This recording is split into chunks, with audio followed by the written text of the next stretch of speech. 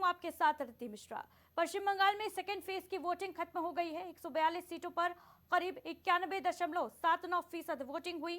इसके साथ ही इस बार बंगाल विधानसभा चुनाव में हुई वोटिंग ने पिछले कई सालों का रिकॉर्ड तोड़ दिया। इससे पहले 23 अप्रैल को हुए पहले फेज में 152 सीटों पर रिकॉर्ड 93% मतदान हुआ था। अब मतदान पूरा होने के बाद सभी को चुनावी परिणाम आने का इंतजार है, जो 4 मई को पूरा होगा। इससे पहले एग्जिट पोल का दौर शुरू हो चुका है। तमाम बीजेपी नेता जीत के दावे कर रहे हैं। ऐसा कोई बात नहीं है। हम बहुमत के साथ सरकार गढ़ने के रास्ते पे हैं। हम सरकार तैयार हो रहे हैं। हमारा भाजपा का सरकार हो रहे हैं।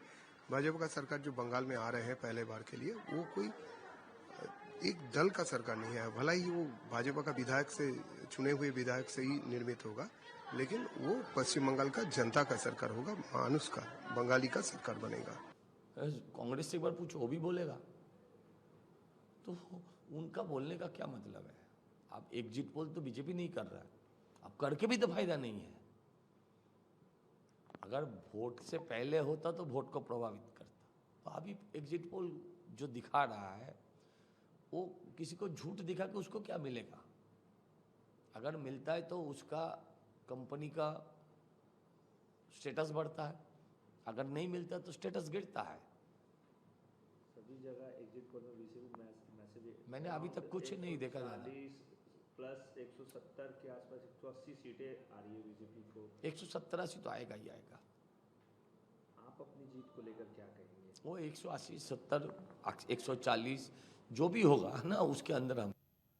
वहीं पश्चिम बंगाल में दूसरे चरण की वोटिंग खत्म हो चुकी है। पहले चरण की तरह आज दूसरे फेज में 142 सीटों पर बम्पर मतदान हुआ, लेकिन इस दौरान कई जगहों पर हिंसा, झड़प, लाठीचार्ज, ईवीएम से छेड़छाड़ की तमाम घटनाएं सामने आई। नॉर्थ 24 परगना के अरविंद रैली में टीएमसी और बीजेपी कार्यकर्ताओं में हिंसक झड़प की तस्वीरें सामने आई। दोनों पार्टियों के कार्यकर्ता एक दूसरे को दौड़ा पीटते नजर आए। साथ ही लाठियों से अटैक भी किया गया। यहां भारी संख्या में पुलिस और सुरक्षा बलों की मौजूदगी में हालात बेकाबू हो गए।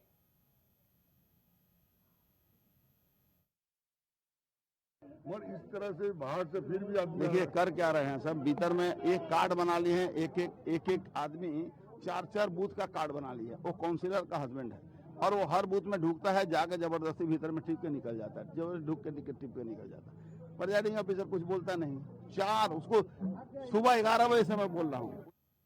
वहीं हावड़ा के उदय नारायणपुर में सीआरपीएफ पर टीएमसी समर्थकों वोटरों से मारपीट का आरोप लगा है। जानकारी के मुताबिक सीआरपीएफ ने वोटरों और सेंट्रल ऑब्जर्वर्स लोगों को मारा, जिसमें महिलाएं, बच्चे शामिल थे। इसके साथ ही सीआरपीएफ पर टीएमसी के कार्यकर्ताओं को गिरफ्तार करने की भी बात सामने आई है। वहीं सीआरपीएफ के हमले में एक बुजुर्ग की मौत हो गई। कहा जा रहा है कि बुजुर्ग अपने बेटे के साथ वोट डालने गए थे, जहां केंद्रीय बलों ने उन्हें धक्का दिया और मारपीट की। बुजुर्ग को अस्पताल ले जाया गया, जहां उन्हें मृत घोषित किया गया।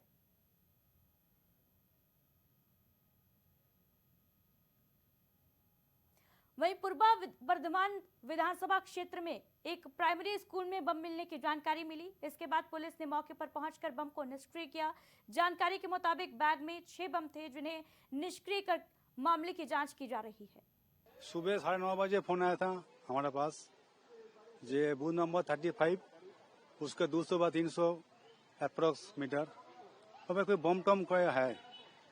तो मेरा कॉलीग है दूसरा सिक्योरिटी, वो हम ढूंढा यहाँ पर 1 घंटा से। हमारे पास सफिशिएंट सेंट्रल फोर्स भी था। वो एक जवानी वहाँ से एक बैग देखा है, बैग से 6 बम था। तो हम हमारे सुपियर पे कॉल किया है, तो उसके दौरान हम मैसेज दिया है बम डिस्पोजल दुर्गापुर में, उन लोग को हम इन्फॉर्म किया है। यूपी सरकार ने 30 अप्रैल को विधानसभा का विशेष सत्र बुलाया है, जिसे लेकर सियासी सरगर्मियां तेज हो गई हैं। एक और जहां विपक्ष अपनी रणनीति तय करने में जुटा है, वहीं सत्तारूढ़ एनडीए ने महिला आरक्षण के मुद्दे पर समाजवादी पार्टी और कांग्रेस को घेरने की पूरी तैयारी कर ली है। यूपी में आगामी विधानसभा चुनाव से करीब 10 महीने पहले इस विशेष सत्र में सत्ता पक्ष और विपक्ष के बीच बड़ा टकराव देखने को मिल सकता है। जानकारी के मुताबिक विधानसभा सत्र के दौरान महिला सदस्यों को ही ज्यादा बोलने का मौका दिया जाएगा।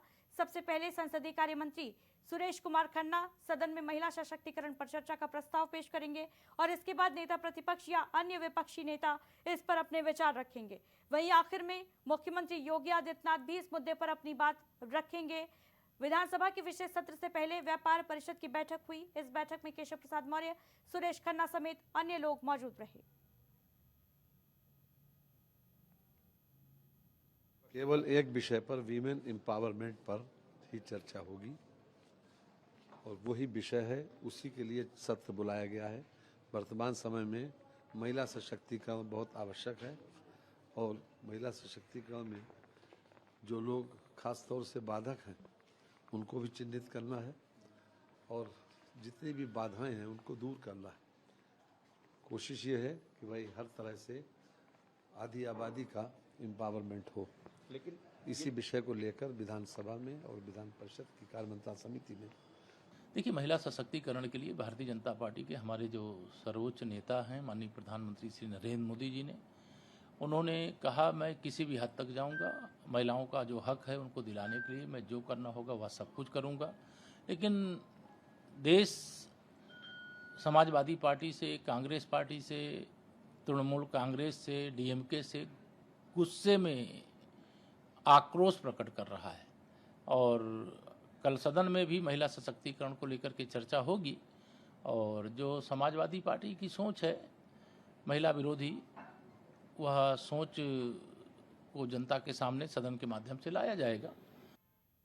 आम आदमी पार्टी चीफ अरविंद केजरीवाल की मुश्किलें थमने का नाम नहीं ले रही। दिल्ली हाईकोर्ट ने केजरीवाल को आज एक और नोटिस भेजा है। हाईकोर्ट ने केजरीवाल को ये नोटिस ईडी की अर्जी पर जारी किया है।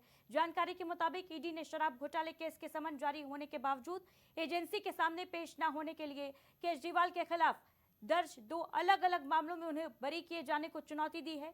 जस्टिस स्वर्णकांता शर्मा ने कहा कि रजिस्ट्री के अनुसार केजरीवाल को जारी किया गया पिछला नोटिस सर्व नहीं किया गया था। जानकारी के मुताबिक मामले की अगली सुनवाई 22 जुलाई को होगी। वहीं पंजाब के 6 राज्यसभा सांसदों के पार्टी छोड़ने के बाद आम आदमी पार्टी में हलचल तेज हो गई है। अब विधायकों की टूट बचाने के लिए प्रदेश प्रभारी मनीष सिसोदिया ने आज जालंधर में मीटिंग की। ये मीटिंग करीब 3.5 घंटे चली। वहीं इस बैठक के बाद उन्हें एक प्रेस कॉन्फ्रेंस करनी थी जिसे मनीष सिसोदिया ने कैंसिल कर दिया और चले गए।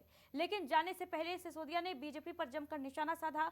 उन्होंने कहा कि भाजपा गद्दारों से भरी पार्टी है, उसमें सभी लोग गंदे हैं, लोगों को उनकी बातों में नहीं आना चाहिए। एमएलए जिसके टच में, एमएलए सबके टच में है, पर एमएलए हमारी जनता के टच में है। हमारे एमएलए हमारे उन लोगों के टच में है जिन्होंने उनको चुन के भेजा था, क्योंकि हमारे एमएलए को ये है कि 4 साल उन्होंने मेहनत किया उनके लिए, 1 साल और अभी मेहनत करेंगे 8-10 महीने और उसके बाद दोबारा चुन के जाएंगे। तो एमएलए अपनी जनता के बीजेपी कह रही है बहुत ही झूठी और बहुत ही मतलब तो गद्दारों से भरी हुई पार्टी है। अलग अलग पार्टियों के गद्दार उस पार्टी में भरे हुए हैं, उनके चक्कर में क्यों पड़ रहे हो? वो जो कहते हैं वो बीजेपी को केवल देश तोड़ना आता है, पार्टियां तोड़नी आती हैं, ईडी यूज करना आता है, सीबीआई यूज करनी आती है, बीजेपी को देश का काम करना आता है। वहीं लखनऊ के बाबा साहब भीमराव अंबेडकर यूनिवर्सिटी में बीएससी छात्रा की मौत के मामले में अब छात्रों ने आंदोलन शुरू कर दिया है। यूनिवर्सिटी के छात्रों ने आज वीसी आवास का घेराव किया। बताते चलें कि बीएससी की छात्रा अनामिका की अस्पताल में इलाज के दौरान मंगलवार को मौत हो गई थी। छात्रों का आरोप है कि विश्वविद्यालय के मेस का दूषित खाना खाने की वजह से उसको फूड पॉइजनिंग हुई और उसी की वजह से उसकी मौत हो गई। वहीं अनामिका की मौत के बाद छात्र आक्रोशित हो गए। उन्होंने कैंपस में स्थित वीसी आवास का घेराव किया और इस दौरान छात्रों ने पोस्टर बैनर लेकर नारेबाजी भी की। वहीं यूनिवर्सिटी में छात्रों के विरोध प्रदर्शन की जानकारी मिलने के बाद कैंपस में भारी संख्या में पुलिस फोर्स तैनात किया गया। उसको न्याय दिया जाए और कंपनसेशन के साथ उसकी एक सरकारी नौकरी दिया जाए। और हमारी डिमांड है कि जो है बीसी, रजिस्ट्रार और डीएसडब्ल्यू तुरंत के तुरंत इस्तीफा दे।